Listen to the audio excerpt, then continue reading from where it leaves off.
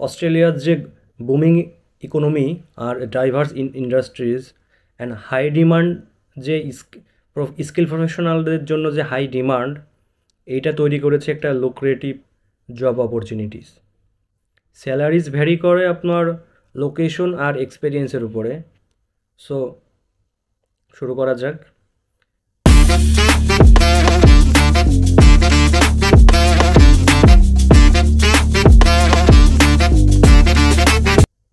আজকে যে অস্ট্রেলিয়া যে 5টা হাই ডিমান্ড যে জবের ব্যাপারে বলবো, সব থেকে বেশি ডিমান্ড যে 5টা সেক্টরে জবের সব থেকে বেশি স্যালারি পায় অস্ট্রেলিয়ার মানুষ এই 2024-এ, যেটা আমি দেখতে পেলাম। তার মধ্যে 1 নম্বরে আছে আপনার ডাক্তার, বিশেষ করে সার্জন যারা ডাক্তারদের মধ্যে, তারা অলমোস্ট $4 লক্ষ ইনকাম করে অ্যাভারেজ স্যালারি পার ইয়ার অস্ট্রেলিয়াতে, যা বাংলা টাকায় প্রায় 3,20,00,000 টাকা মতো তাদের বাৎসরিক ইনকাম অ্যাভারেজে। সার্জেন এই হেলথ সেক্টরে, হেলথ কেয়ার সেক্টরে এরা সব থেকে টপে আছে।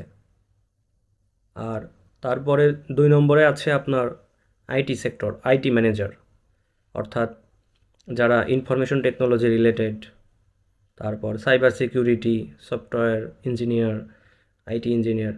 সো এই আইটি ম্যানেজারদের বেতন অলমোস্ট $1,80,000 অ্যাভারেজে।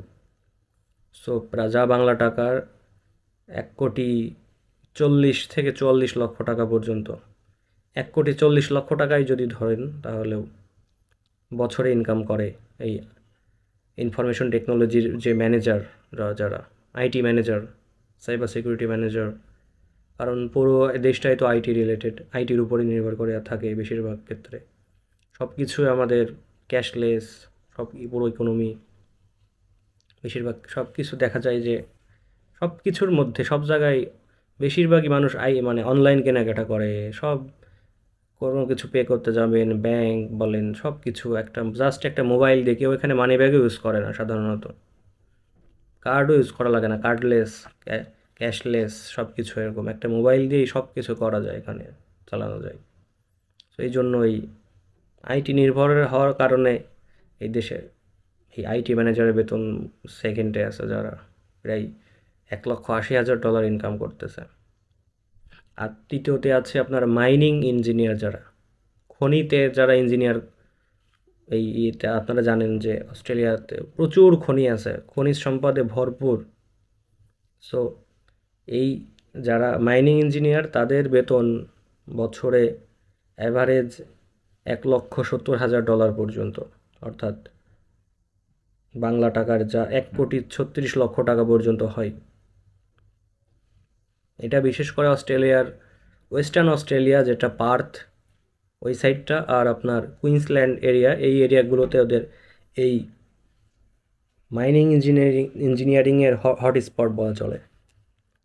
আর এরপরেই চতুর্থ যেটা আসে যে জব, সেটা হলো লিগ্যাল প্রফেশনে, যারা সিনিয়র লয়ার আছেন, বিশেষ করে কর্পোরেট ল যারা প্র্যাকটিস করেন, এই সব তাদের বাৎসরিক ইনকাম $1,50,000 পর্যন্ত, অর্থাৎ যা বাংলা টাকায় 1,20,00,000 বাৎসরিক ইনকাম করে এই ল প্রফেশনাল যারা আছে, লয়ার, সিনিয়র লয়াররা, কর্পোরেট লয়াররা। আর 5 নম্বরে আছে যে পাইলট, বিমান চালক, তাদের ইনকাম $1,50,000 থেকে $2,00,000 পর্যন্ত। এটা তাদের এক্সপিরিয়েন্সের উপর নির্ভর করে। সব জবের ক্ষেত্রে এক্সপিরিয়েন্স নির্ভর করে, যে যত এক্সপিরিয়েন্স, যার যত বেশি এক্সপিরিয়েন্স, যত বেশি বছর এক্সপার্টাইজের উপরে, তার স্যালারি তত বাড়তে থাকে। জুনিয়র পাইলট আসতে ধীরে সিনিয়র পাইলট হয়, এরকম আর কি। $1,50,000 থেকে $2,00,000 পর্যন্ত তারা ইনকাম করে।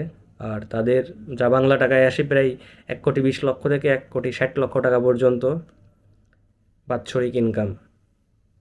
এটাই হলো। সো প্রথমে হলো আপনার 1 নম্বরে আছে ডাক্তাররা, সার্জনরা, 2 নম্বরে আইটি ম্যানেজাররা, 3 নম্বরে মাইনিং ইঞ্জিনিয়ার, তারপর লয়ার, তারপরে পাইলট। এই হলো। আরও অনেক প্রফেশন আছে অস্ট্রেলিয়াতে, জবের অভাব নাই, প্রফেশনের অভাব নাই, জব অপরচুনিটির অভাব নাই। সো এতটুকু আজকের মতো শেয়ার করার ছিল। Thank you.